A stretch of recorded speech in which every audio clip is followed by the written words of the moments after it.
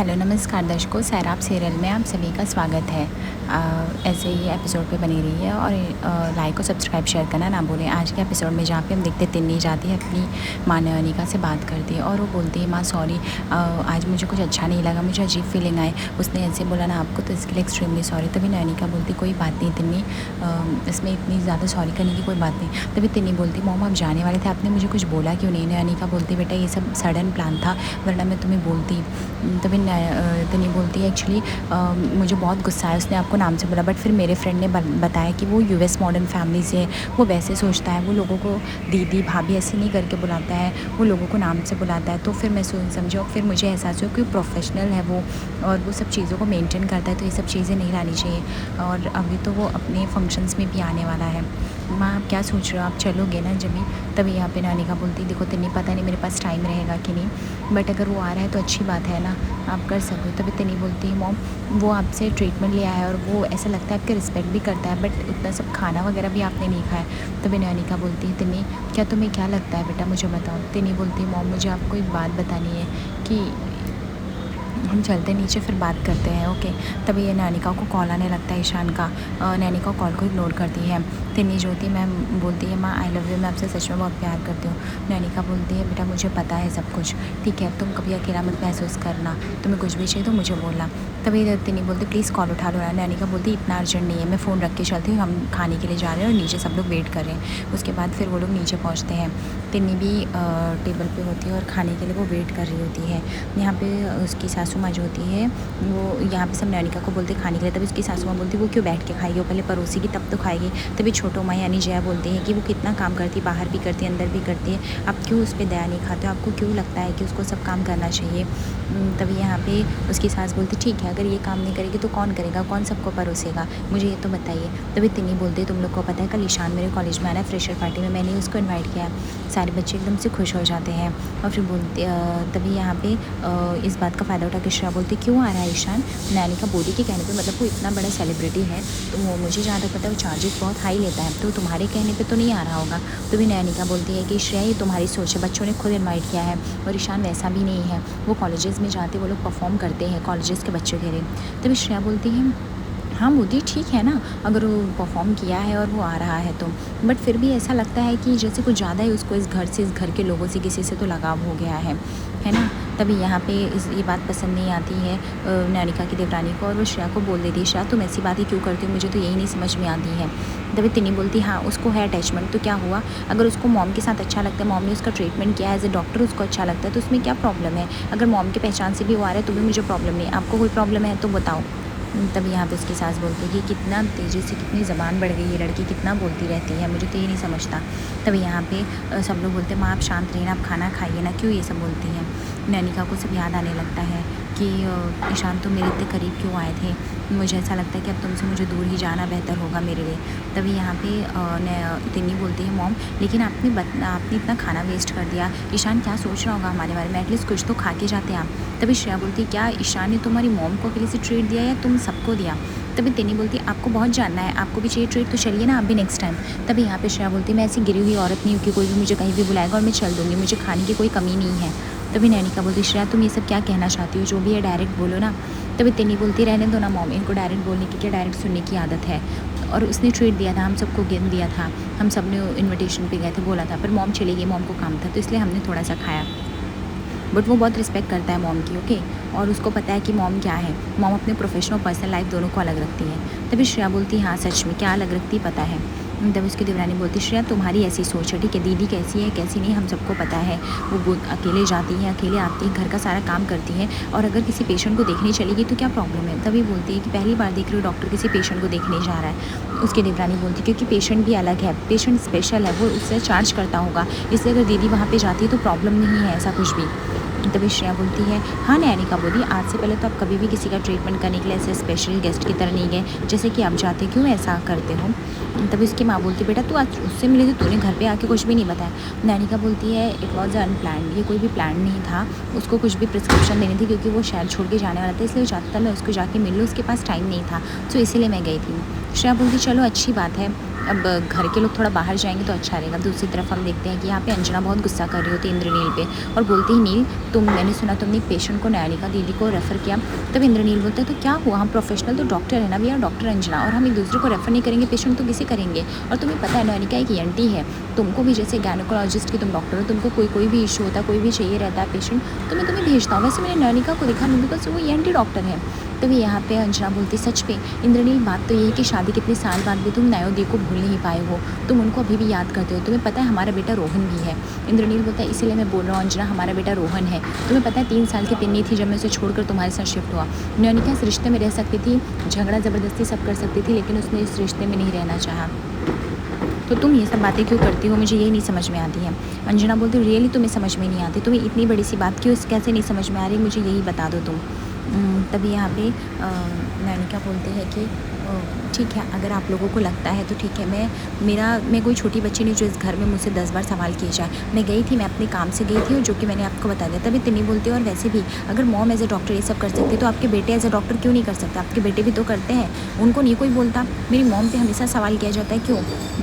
और मेरी मॉम इस सवाल का जवाब क्यों देंगी? वो गई ईशान से मिली, अच्छी बात है, ईशान का वो ट्रीटमेंट करी, अच्छी बात है, वो ऐसे 10 लोग का ट्रीटमेंट कर सकते हैं, मुझे नहीं लगता इसमें किसी को कुछ भी प्रॉब्लम होनी चाहिए। श्रेया बोलती, चिल तिन्नी, तुम्हें आज किसी को प्रॉब्लम कि आखिर ऐसा क्या हुआ है? आखिर हम भी तो जाने कि वो ईशान इतना मेहरबान क्यों है न बोदी पे, आखिर वो बोदी की हर बात कैसे सुन लेता है, इतने कम चार्जेस में मान जाता है, एक ही बार में अपनी फ़्लाइट कैंसिल कर देता है, ये सब चीज़ें शॉकिंग नहीं लगती हैं? तभी उसके साथ बोलते हैं, अच्छा ठीक है हम बातें नहीं बढ़ाते, हम खाना खाने पे फोकस करते हैं। तभी जया बोलती है, और पर श्रेया इसमें क्या प्रॉब्लम है? अगर नयनिका बाहर जाती है, काम कर ली, 2-4 बातें कर ली तो उसमें गलत क्या है? वो कोई बंद पिंजड़े में तो रहेगी नहीं ना, वो एक डॉक्टर है और डॉक्टर की हैसियत से वो जाती है, काम करती है।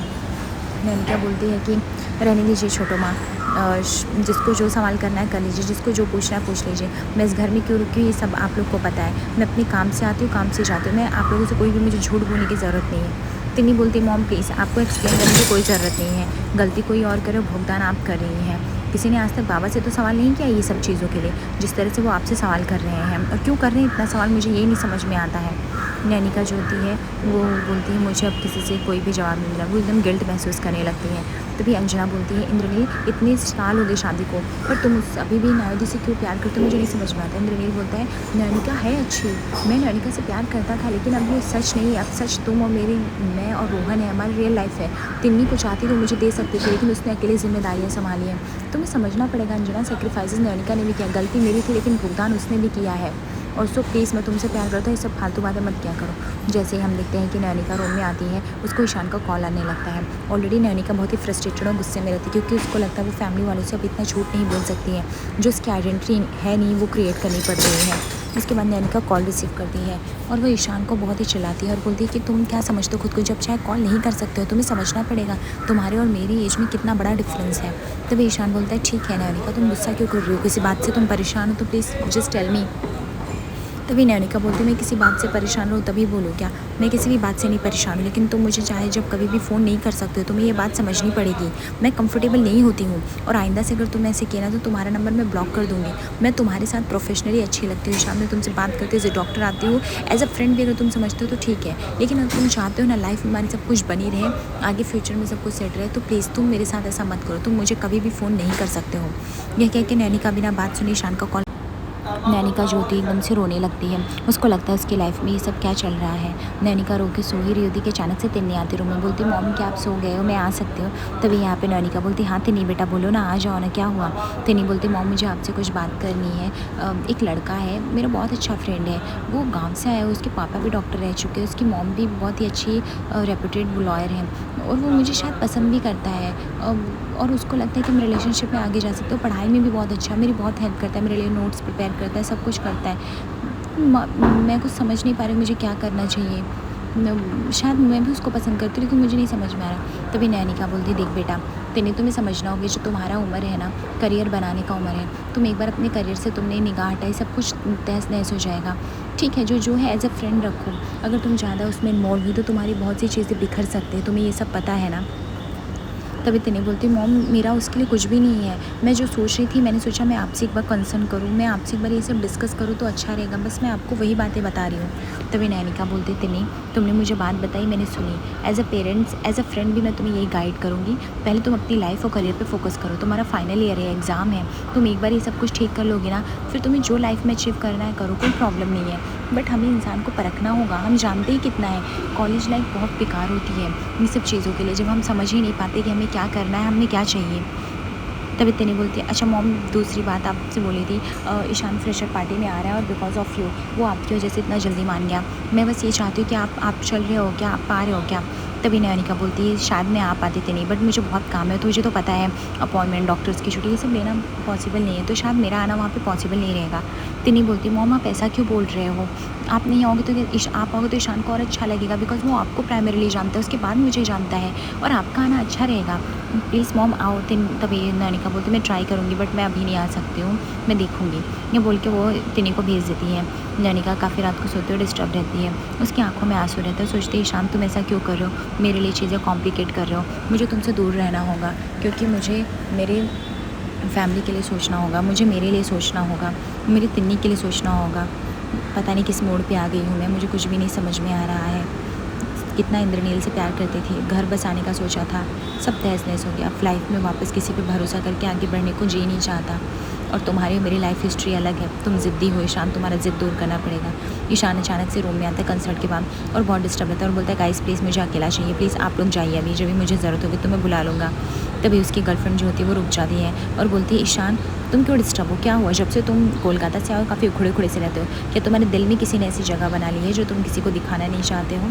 तभी ईशान बोलता है इनफ श्रेया, तुम्हें यहाँ से निकलना पड़ेगा, तुम जाओ। तभी यहाँ पे वो बोलती मैं क्यों जाऊँ ईशान, मैं तुमसे प्यार करती हूँ, मैं तुम्हें चाहती हूँ, और तुम क्या कर रहे हो, तुम अपनी 12 साल बड़ी औरत को डेट करना चाहते हो, तुम्हें पता है जब तुम साथ में चलोगे लोग क्या बोलेंगे, आंटी के साथ जा रहा है, अरे लोग ये बोलेंगे कि तुम उसकी बेटी के साथ तुम्हारा चक्कर है, तुम ये क्यों नहीं समझ रहे हो। ईशान बोलता है बस इनफ इज़ इनफ, ठीक है, तुम जानते कितना हो उसके बारे में, तुम्हें पता है उसके और तुम्हारे अंदर क्या डिफरेंस है, वो मेरे पैसों के या मेरे रुतबे के पीछे नहीं भागती है, वो एज ए इंसान बहुत प्योर है, वो एज ए इंसान बहुत अच्छी है, और उसके जैसा कोई इंसान नहीं हो सकता है। डिड यू गेट दैट, तुम लोग मेरे पैसे पावर से प्यार करते हो, मगर वो ऐसी नहीं है, और इसीलिए वो मुझे पसंद है, वो मुझे एक्सेप्ट करती रिजेक्ट करती है, इट्स डजेंट मैटर, पर तुम्हें समझना पड़ेगा प्यार क्या होता है, और मुझे तुमसे कोई भी प्यार नहीं है, मैं एक बार नहीं 10 बार नहीं 1000 बार कह रहा हूँ, तुम मेरे लाइफ से दूर रहो और मुझे चैन की सांस लेने दो, और आइंदा से किसी के बारे में गलत बोलने का तुम्हें कोई हक नहीं है, कोई हक मतलब कोई भी हक नहीं कि तुम इस तरह से आओ और किसी को गलत बोलो और कुछ भी कहो, समझी ना तुम। ये कह के उसको रूम से निकाल देता है। और दूसरी तरफ हम देखते हैं नैनिका जो होती है वो डायरी में अपनी कविताएं लिखनी शुरू कर देती है, जैसे लिखते उसे ईशान की याद आने लगती है और आंखों से आंसू बहने लगते हैं। वो सोच रही होती है कि ज़िंदगी कैसी है, ना चाहते हुए उसको ईशान से दूर रहना पड़ रहा है, क्योंकि उसकी लाइफ और वो ट्रबल में नहीं डाल सकती।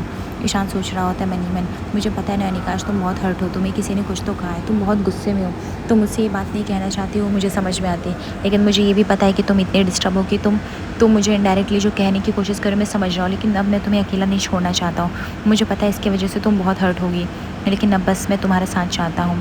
ईशान नैनिका के बारे में सोच रहा होता है, नैनिका काफ़ी हर्ट होती है और वो रो रही होती है, क्योंकि ऐसा लगता है नैनिका की ज़िंदगी फिर से संभलते संभलते उजड़ गई।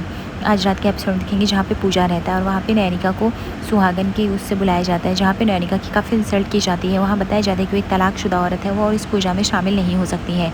दूसरी तरफ यहाँ पे ईशान नैनिका के लिए गाना गाता है, वही शायरी जो वो लोग साथ में गाए हुए रहते हैं। आगे एपिसोड पर बने दर्शकों लाइक सब्सक्राइब करिए, धन्यवाद।